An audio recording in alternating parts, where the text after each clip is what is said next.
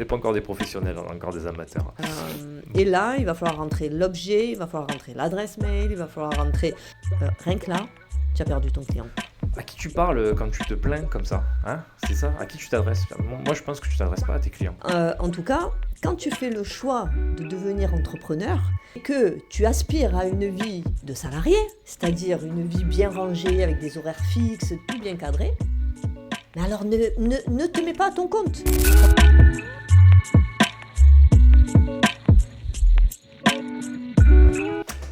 Et alors, comment ça va? Hein? Mais Tu vas écoute, bien? Je me remets tout doucement de mon rhume. On entend ma voix cassée, mais ça va aller. Du coup, tu me l'as refilé ton rhume parce que c'est moi aussi là, je suis fracade depuis 2 jours. Les virus hivernaux là, ils sont terribles, on s'en sort plus, hein. Aujourd'hui, de quoi on va bien pouvoir parler alors? Aujourd'hui, on va parler de les choses à ne plus faire aujourd'hui si tu veux avoir plus de clients dans ta tool. On a vu passer beaucoup de choses sur les réseaux sociaux qui sont, je trouve ça aujourd'hui bizarre en fait, quoi. Qui sont très tournés vers le tatoueur et pas assez vers le client à mon avis. Et surtout qu'aujourd'hui, ce qu'on lit partout, c'est que c'est devenu dur pour tout le monde. Et on va encore passer des trucs de fou régulièrement, quoi. Donc je suis assez surpris de voir encore des choses comme ça. Et puis on va voir ça ensemble, quoi. On a repéré 4 axes de travail. Et on va vous les énumérer, ces 4 axes. 5 axes? Ah ouais? 5, c'est pour ça que je te fais des 5 depuis tout à l'heure. Mais si tu prends ton papier, il y en a 5. Oh merde. Ouais, je savais pas que j'avais aussi bien travaillé, j'étais resté sur 4, tu vois, et en plus j'ai le papier devant les yeux, alors, pour te prouver à quel point je suis fracas là. Non, c'est surtout que tu ne le regardes pas. Le but c'est d'être, on va dire, sans filet. Et de temps en temps, bon, jeter un petit coup d'œil au truc, mais c'est pas encore, on n'est pas encore des professionnels, on est encore des amateurs. Bon, alors, qu'est-ce que tu peux nous raconter, toi, pour le premier point qu'on va aborder sur ces 5 choses qu'il faudrait ne plus faire aujourd'hui si on veut avoir du client et pas le faire fuir? Arrêtez de dire que tu ne traites les demandes que par mail. Ouais, je trouve ça, ouais, ça c'est pas fou, hein, c'est quand même un point assez essentiel, hein. Je sais pas, ça me paraît fou aujourd'hui, non? Hein? Mais oui, parce que aujourd'hui on est dans l'instantanéité et donc là en fait en gros on te dit t'as possibilité de me contacter sur les réseaux, mais non, tu vas sortir, puis tu vas ouvrir ta boîte mail et puis tu vas appuyer sur le bouton nouveau. Et là, il va falloir rentrer l'objet, il va falloir rentrer l'adresse mail, il va falloir rentrer le pourquoi, du comment, bien le rédiger, pas faire de faute de français, avec la formule de politesse ainsi que la signature. Rien que là, tu as perdu ton client. En gros, c'est un peu comme dans le sketch de Roman Frécinet quand il veut payer l'amende et qu'il va aux impôts pour payer son amende en vrai, que le gars il lui regarde et il lui dit va falloir que je vous envoie un courrier chez vous et que vous revenez avec le courrier rempli. Tu vois, c'est un peu ça, c'est la même chose. En gros, le gars il est là et il veut faire un tatou avec toi et toi tu lui dis s'il te plaît, tu sors de là. Et tu vas remplir un email, et une fois que tu auras rempli l'email, peut-être que je te répondrai. Donc c'est un peu aberrant dans le sens où quand le client il est chaud, et il faut le ferrer, quoi. Surtout si tu es en manque de clients, quoi. Ça me paraît essentiel, quoi. Bon, désolé, on a été interrompu, on est au magasin, on enregistre en journée quand on a des creux, et on a eu un ami client qui est passé, donc forcément, c'est exactement ce qu'on vous disait, c'est l'exemple type de ce qu'on vous disait, tu vois, quand les gens viennent nous voir, surtout ne pas les snober, surtout si aujourd'hui vous estimez que le travail est rare. On n'est pas des stars, vraiment, hein, même si on travaille notre image, etc., pour donner envie aux gens, avant tout, tu es là pour vendre du tatouage, et une fois que, si tu comprends ça, tu as tout compris, enfin je pense, à mon avis. Et on peut même faire un petit point sur le fait que c'est vrai que sur Instagram, des fois, le français des gens n'est pas correct, mais au final, je sais pas, comment tu gères ça, toi, quand tu reçois des messages comme ça? Ouais, c'est assez souvent quand même, hein, puisqu'on nous envoie des fois une image, des fois même sans le bonjour, et combien ça coûte. Et on commence à s'habituer en fait à recevoir ce genre de messages. Alors au début c'était un peu énervant parce que tu te dis putain la personne elle prend même pas le temps de t'écrire une phrase correctement et tout, elle te dit même pas bonjour. Mais en fait, avant de critiquer ton client, regarde-toi, toi. Est-ce que toi, ça t'est déjà arrivé d'envoyer un message et d'oublier de dire bonjour? Bien sûr que oui. Ouais, moi ça m'arrivait régulièrement. Et d'ailleurs, quand je m'en aperçois, j'envoie direct un truc d'ailleurs. Pardon, j'ai oublié de dire bonjour, etc. Mais c'est vrai que ça peut arriver. Et au final, en vrai, si c'est vraiment un client mal élevé, généralement, tu réponds vaguement à sa question. Si tu vois que c'est un peu alambiqué, tu lui demandes de passer au magasin. Si derrière, tu n'as plus de son et plus d'image, ben, le problème est réglé et puis tu passes au suivant, quoi. Voilà. Alors, c'est sûr, c'est énervant d'avoir de moins en moins de gens qui sont capables d'aligner deux mots de français. Et c'est le monde d'aujourd'hui dans lequel on vit. Et puis, il faut s'y habituer parce que si tu t'y habitues pas, bah, si tu attends le client parfait qui sait écrire avec une syntaxe parfaite, tu risques de te retrouver avec un client tous les 36 du mois. Mm. Voilà. Maintenant, on n'en tient plus rigueur, on arrive à s'adapter finalement à la situation. Et moi, ben, finalement, je réponds toujours plus ou moins aussi avec des phrases. Dites en commentaire si je mens. Mais j'essaye de faire des phrases avec pas de faute. Des petites phrases courtes aussi, évidemment, pour aller plus vite, parce que ben, ça nous fait gagner du temps de répondre assez vite. C'est surtout que c'est souvent les mêmes questions et les mêmes réponses. Donc en fait, moi, c'est plus là que pour moi, c'est relou. Mais bon, après, bah, on s'adapte, quoi. Alors on enchaîne de la suite sans transition sur la deuxième chose qui, moi, m'agace profondément parce que je passe beaucoup de temps sur les réseaux et je vois passer beaucoup de gens qui se plaignent sur le fait que le tatou va mal sur les réseaux. Bon, c'est une vérité, hein. Je veux dire, le tatou est en moins bonne santé qu'avant parce qu'on a un intérêt général qui baisse sur le tatouage. Euh, on va dire en gros la mode est en train de tourner et je pense que c'est quand même pas si mauvais que ça parce que le phénomène de mode ça avait ses côtés un peu malsains et en fait il y a plein de tatoueurs qui font fond de commerce de ça, de la plainte le milieu va mal, la guerre entre les nouveaux tatoueurs et les anciens tatoueurs, le nombre de gens qui se lancent dans le tatouage. Et en fait, le monde est juste en train de changer et il faut s'y habituer. Soit tu prends conscience qu'il faut se plier aux nouvelles règles ou soit tu vas disparaître, quoi. Donc, et puis en plus, à qui tu parles quand tu te plains comme ça, hein? C'est ça? À qui tu t'adresses? Moi, je pense que tu t'adresses pas à tes clients. Qu'est-ce que tu en penses, toi? À qui on s'adresse quand on se plaint comme ça? Moi, je pense que quand la personne se plaint, elle parle d'elle. C'est elle qui va mal. Oui, et puis au final, elle va ameuter une audience, entre guillemets, de gens qui ont les mêmes problèmes qu'eux, donc en gros, de tatoueurs. Donc en gros, si tu t'amuses à faire du contenu tous les jours pour que ce soit des gens, des concurrents à toi, qui Mm. s'intéressent à toi et qui répondent, ça n'a aucun intérêt. Tout ce temps que tu passes sur les réseaux, c'est pour avoir des nouveaux clients, non? Oui, ben, en fait, ils vont se réconforter dans ce dans quoi ils se plaignent. Donc, ils vont se soutenir. Il va y avoir un bénéfice à pleurer quelque part.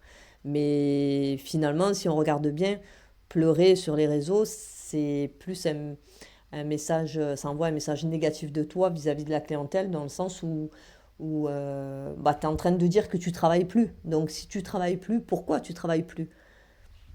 Et puis il y a ceux qui se plaignent des concurrents, genre des scratchers ou des gens qui pratiquent des bas prix et qui balancent des noms sur internet. Moi, je trouve ça pas sain, quoi. En fait, en vrai, ça n'a aucun intérêt de balancer tes concurrents.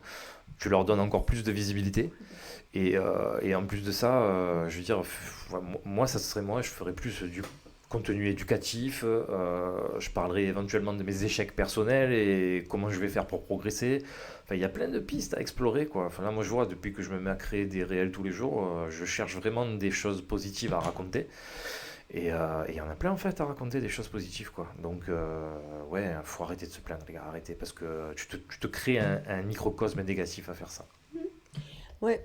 Puis le fait d'être dans une spirale un peu comme ça, négative, où il n'y a rien qui va, etc. euh, je le dis pas parce qu'on fait un podcast, hein, mais tu le sais que je suis comme ça. C'est forcément, et j'ai inculqué ça à notre fille d'ailleurs, c'est forcément que derrière il y a quelque chose de positif. Si tu touches le fond, c'est parce que derrière tu vas te relever et tu vas remonter. C'est à la surface. c'est inévitable en fait. Bah, c'est l'histoire de la vie, il y a des ups, il y a des downs, et quand tu es dans un down, eh ben, c'est que c'est que la vie t'envoie des signes pour changer et te réadapter, quoi. Voilà. Alors après, Exactement. tu trouves pas forcément les réponses rapidement, mais tu vas les trouver. Si tu te remets en question, tu vas les trouver. Et le troisième, donc, c'est quoi? C'est ne plus dire que tout petit entrepreneur a besoin de jours de congé, d'horaires fixes, etc. Il faut arrêter de se plaindre. Alors là aussi, c'est encore du coup une plainte. Alors ne me contactez pas après 19 heures parce que j'ai des enfants. On n'a pas besoin de se justifier de pourquoi il ne faut pas se faire contacter après 19 heures ou après 20 heures ou après 18 heures. Enfin bref, pas le week-end, pas les jours fériés, pas pendant les vacances, pas... En fait, le client, il connaît pas ton planning et en fait, il en a rien à foutre, il veut pas le savoir. Lui, tout ce qu'il veut, c'est son tatou. Donc si il t'appelle ou il t'envoie un message et tu réponds pas parce que c'est plus l'heure, mais qu'est-ce qu'il va faire? Il va aller à la porte d'à côté. Voilà, tout simplement. Mais après, c'est une question de choix. Moi, je sais que personnellement, passer une certaine heure, bah, si je débranche les réseaux, je vous jure que je ne les débranche pas beaucoup dans la journée, hein, mais si je débranche les réseaux, le gars il m'envoie un message à 11h30, et je répondrai le lendemain à 7h quand je me réveille, quoi, ou enfin, le temps de boire le café, elle est 8h, 8h30. Et si la personne n'a pas été capable d'attendre et qu'elle a trouvé quelqu'un qui lui répondait à 1h du matin, eh ben, c'est que c'était peut-être pas un client pour toi. Mm. Mais voilà, mais par contre, afficher sur les réseaux sociaux un diktat en disant si tu m'envoies. Enfin, ça, en fait, ça envoie ce message-là. C'est en gros, si tu m'envoies un message après 18h, bah, je te répondrai pas, tu vois. Et toi, client, si tu reçois une injonction comme ça, qu'est-ce que tu vas faire? Tu ferais quoi, toi? Ah moi, je dis, oh, quel con. Clairement. Parce que moi, je suis entrepreneuse aussi. Et moi, je sais, alors peut-être nous, on travaille trop, mais bon, qu'est-ce que tu mets derrière trop? Bref, ça c'est un autre sujet.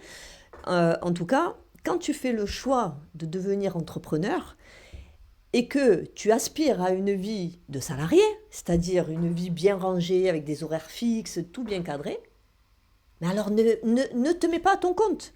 Parce que quand tu te mets à ton compte, forcément, tu travailles H24. Après, comme disait Lolo, tu as le choix de ne pas répondre à l'instant T, et avec évidemment aussi le risque de perdre le client, mais si tu le perds, c'est que vraiment il était en fait pas du tout intéressé, ou il voulait juste un prix au moment où, où, où il en avait envie. Voilà, et il fallait répondre à son besoin immédiatement. Donc si c'est juste pour un prix, c'est pas grave.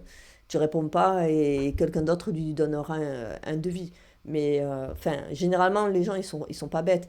Ils écrivent au moment où ils sont disponibles ou peut-être en pleine insomnie dans la nuit. Si toi, tu mets ton téléphone en mode avion, le message, évidemment, tu le reçois que le lendemain. Donc, tu peux pas interdire aux gens de te contacter même la nuit, quoi. Enfin, ils font ce qu'ils veulent. Exactement. Après, c'est une question de est-ce que la personne elle est pressée et est-ce que c'est un client qui te ressemble vraiment. Voilà, des fois, les choses elles sont bien faites, hein. Tu vas lui répondre le lendemain et si la personne elle t'a dit oh dommage j'ai trouvé ou si la personne elle te donne plus de son plus d'image, eh ben, c'est pas grave, il n'y a pas besoin de rager, ça veut dire qu'elle a trouvé ailleurs. C'est ça. Et c'est sûr, c'est pas très poli de plus donner de nouvelles, mais au final, je veux dire, ça te fait moins de travail, hein. Ça y est, c'est fini quoi, point barre. On passe au suivant, comme on dit. Et du coup, c'est l'occasion de passer au point suivant. Alors, c'est quoi le point suivant? Mettre 1 à 2 semaines à répondre aux mails. Alors là, je l'ai mis ce point-là parce que ça m'arrive de temps en temps. Parce que des fois, j'oublie de répondre aux clients. Parce que je fais beaucoup de choses et je suis pas très ordonné comme garçon. Et des fois, je me dis, oh putain, j'ai oublié de répondre à un tel, à un tel. Alors du coup, j'envoie le truc. Je confirme qu'il n'est pas ordonné du tout même. Et du coup, mais par contre, j'ai eu des témoignages de gars qui prennent vraiment leur temps pour répondre aux mails. Et des fois, on va passer des stories aussi, pareil. Ouais, j'ai des dizaines de mails et je prends le temps de vous répondre et je reviens vers vous d'ici machin. Juste ta gueule. Vraiment. Non, mais ça, c'est dingue aussi. Moi, ça me fait rire. Moi, ça me fait rire. Parce que quand tu prends le temps de répondre en story, je traite tous vos mails. Mais non, poste pas de story, ne t'emmerde pas à dire tout ça. Réponds à tes clients et tu verras que tu gagneras du temps. Et puis c'est surtout que si tu as des messages à faire passer, tu vois, genre je traite vos mails, je prends le temps, machin et tout, ça te donne genre de l'importance à ton ego en disant moi je suis un mec débordé. Mais ça envoie pas un message qui incite ton client à venir se faire tatouer. En fait, toi ce que tu veux, c'est déclencher une prise de rendez-vous à ton client. Donc c'est pas ça qu'il faut poster sur les réseaux. Sur les réseaux, tu postes tes derniers flashs, tu postes des créneaux, éventuellement tu peux poster des créneaux de rendez-vous quand tu t'es fait planter. Tu vois, tu peux donner des sentiments d'urgence en disant vite, vite, vite, tu vois, mais dire sans arrêt que tes rendez-vous. Alors après, je dis pas, peut-être qu'il existe encore quelques rares tatoueurs qui sont vraiment, on va dire, qui sont devenus un petit peu des stars là, franchement, je suis content pour eux, heureusement, tu Mm. vois, et qui sont encore débordés, qui font des ouvertures d'agenda tous les 3 à 6 mois. Mais enfin, moi j'ai entendu dire que même ces mecs-là, ça commençait à devenir dur pour eux, quoi, tu vois. Donc, ouais, je sais pas. Après, peut-être que cette stratégie, elle fonctionne pour eux, mais moi, pour le coup, par rapport aux mails, j'avais essayé de mettre ça en place à une époque où j'avais beaucoup, beaucoup de demandes sur Insta, que ça devenait ingérable. Mais au final, tu perds beaucoup de monde à faire ça, quoi, tu vois. Mm. Donc, ouais, je pense pas que ça envoie un message si positif que ça à ta clientèle. Non, puis je pense que bah, du coup, je me mets à la place du client. Si je vois que la personne est débordée, je me dis, oh là là, quand je vais lui envoyer moi un mail, le temps qu'elle le traite, ouais, non, mais moi j'ai envie de mon tatou rapidement, quoi. Donc là, ça va prendre trois plombes. Allez, next. Après, vous allez pouvoir dire qu'on encourage la société de consommation et ce sentiment d'urgence à réagir comme ça. La vérité, elle est triste, c'est que si c'est pas toi qui le fais, eh ben, c'est les autres qui vont le faire. Et puis dans quelques mois, dans quelques années, toi tu vas arrêter de tatouer parce que tu seras resté assis sur tes positions. Et qu'est-ce qui va rester? Eh ben, il va rester que les gens qui ont la dalle. Parce qu'on va pas se mentir, être tatoueur, c'est un chouette métier. C'est pas un métier facile. Mais je veux dire, je vais te prendre un exemple tout simple, restaurateur, tu vois, c'est pire que tatoueur. Et puis il y a des choses qui sont encore pires que ça. Donc voilà, je veux dire, c'est pas facile, mais c'est pas non plus le bagne, quoi. Voilà. Non, puis ce qui est cool, c'est qu'on a une belle relation avec le client. Tu parlais de restaurateur, des fois ton client, il n'est pas très correct avec le serveur. Donc, on n'a pas des clients qui se plaignent, on a des clients qui nous remercient, qui nous font confiance. Je veux dire, l'énergie, l'environnement, il est plutôt sympa. C'est plus ça, parce qu'après, évidemment, c'est pas un métier facile, hein, l'apprentissage du tatou. Puis aujourd'hui, les clients ils sont rancuniers. Je voulais rajouter ça parce que, tu vois, par exemple, quand on fait nos campagnes de communication là, pour aller tatouer sur le continent, dans le 13, là, ben, il y a deux clients. Non, un seul client que j'ai oublié de répondre parce qu'on a fait un échange d'abord par SMS, puis après sur WhatsApp, et puis ça s'est noyé. Et l'autre, en fait, j'ai dû lui annuler le rendez-vous parce que j'ai eu des soucis. C'était à la période de Noël, tu vois. Donc, période de Noël, soucis familiaux. J'ai été obligé d'annuler le rendez-vous. Et ben, les gens sont rancuniers. Ils viennent sous la pub, là, ils viennent te plomber en te disant oui, je l'ai contacté, et puis il m'a jamais répondu. Et puis quand tu essayes de rentrer en contact avec la personne en essayant de t'excuser, tout ça et tout, la personne elle te répond même plus, quoi, tu vois. Donc aujourd'hui, t'as vraiment pas beaucoup de marge de manœuvre pour faire la star, quoi. Vraiment, c'est compliqué. Mm. On est dans une société où il faut être exemplaire, et ça, c'est dur, quoi. Et je le rappelle encore une fois, s'adapter. L'adaptation constante.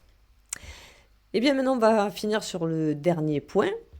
Bah, c'est toi qui vas en parler parce que c'est toi l'expert d'Instagram avec son algorithme. Ouais, enfin, expert. Je suis en apprentissage. Ouais, en fait, moi je pense que, ça aussi pareil, c'est des vidéos que je vois souvent passer, se plaindre que l'algorithme il est contre nous et il nous en veut, etc. C'est faux. Jusqu'à preuve du contraire, l'algorithme aujourd'hui il est toujours pas vivant. Peut-être que ça va changer bientôt avec les intelligences artificielles, on n'en sait rien, mais l'algorithme il n'est pas vivant, c'est une série de chiffres mathématiques, il y a des règles à respecter. En fait, c'est comme si on jouait à un gros jeu de société et qu'il fallait en comprendre les règles. Et là, moi, ces derniers temps, j'ai pu capter que eh ben, ces règles-là, si tu ne les respectais pas, eh ben, de suite, eh ben, tu perdais en rendement et en efficacité, quoi. Par exemple, on a fait une grosse bêtise sur nos comptes Instagram à s'abonner à une plateforme comment on appelait ça? qui te promettait de te développer ton audience via un algorithme, etc. Et en fait, ça nous a ramené que des faux comptes, quoi. Et quand sur 7000 abonnés, tu en as 2500 qui sont, on va dire, fantômes, quoi, et du coup, ça a un impact qui est désastreux pour ton compte. Et donc, c'est-à-dire que si tu as une audience de 15-20 000 followers, et que même si c'était des vrais à la base, hein, si sur ces 15 000, disons qu'il y en a 5000 qui sont inactifs et qui ne s'intéressent plus au tatouage, et tu n'as plus d'intérêt à les garder. Il vaut mieux y aller et les trier toi-même à la main, quoi. Et tu vas récupérer de la souplesse. Là, moi, c'est ce que j'ai fait ces 72 dernières heures. Je vois la différence tout de suite, quoi. Et donc, du coup, le fait de se plaindre, si on parlait de ça, de la plainte, voilà, et c'est ce qu'on disait encore tout à l'heure. Si tu te plains, en fait, ça envoie un message négatif à tes clients. C'est genre le mec il est en galère, il se plaint, etc. Du coup, qu'est-ce que tu vas attirer? Tu vas attirer des gens qui ont de la sympathie ou de l'empathie pour les galériens ou qui sont eux-mêmes galériens. Enfin, tu sais, c'est la loi de l'attraction, quoi. Donc voilà, si tu veux attirer des bonnes choses, véhicule des bonnes ondes, quoi. Bah oui, parce que sinon, même quand tu vas te faire tatouer, tu as envie de passer un bon moment, d'échanger avec ton tatoueur, tu as envie de savoir plein de choses et tout. Et si l'autre, il fait que se plaindre, qu'il travaille pas, que c'est la merde, t'as même pas envie d'y aller, quoi, en fait. Tu te dis, putain, mais je vais passer un sale moment, quoi. Je vais jouer le rôle de la psy alors que je suis le client et que le client est roi, quoi. Donc, non, vous avez rien à gagner de vous plaindre sur les réseaux. Moi, pour finir, je vais juste insister sur un petit point. Ça fait vieux con, tu vois, mais moi, j'ai commencé le tatouage assez tard. J'ai commencé le tatouage à 33 ans et j'ai beaucoup travaillé avant. Donc, j'ai beaucoup travaillé dans le graphisme, dans l'infographie, mais j'ai fait aussi pas mal de boulot de merde. Et franchement, les boulots de merde que j'ai fait, c'était vraiment merdique, tu vois. Genre, je crois que le pire du pire, c'était la livraison des légumes sur un marché professionnel, là où il fallait, avec mon petit chariot, je devais faire attention de ne pas me faire écraser par des camions. Et en plus de ça, quand tu devais aller ramasser l'argent, parce que c'était moi qui encaissais, tu étais face à des gens qui voulaient te voler sans arrêt, donc il fallait se battre pour récupérer la thune. Donc, franchement, si vous avez fait que du tatou dans votre vie, c'est une chance.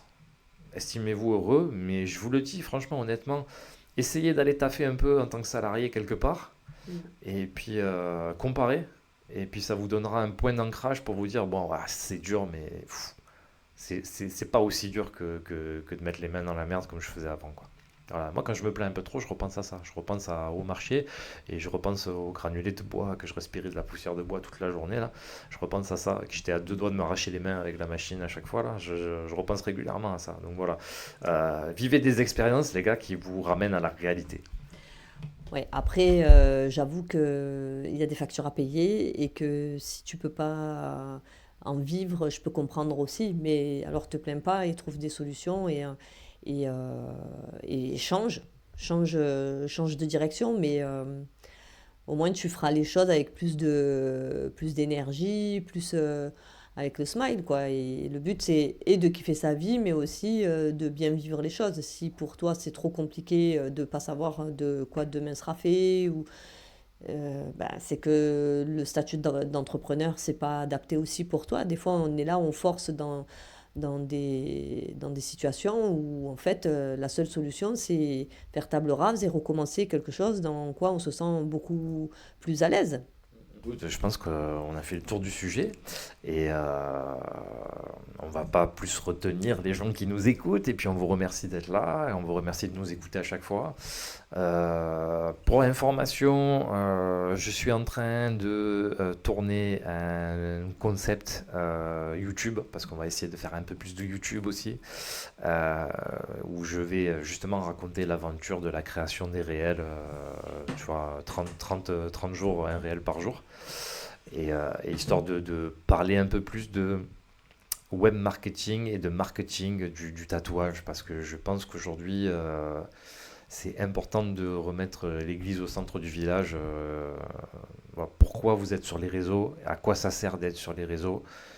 Et je pense que ça peut être utile d'aider certaines personnes à évoluer là-dedans. Et puis en même temps, moi, je suis dans un cheminement d'apprentissage, je me place pas comme un expert. Et ça peut être sympa de partager ça avec les gens aussi, quoi. Donc suivez ça de près. Et Lulu, pareil, elle vous prépare des trucs là. puis on se voit le mois prochain pour le podcast et puis prochainement sur d'autres vidéos. Allez, ciao ciao.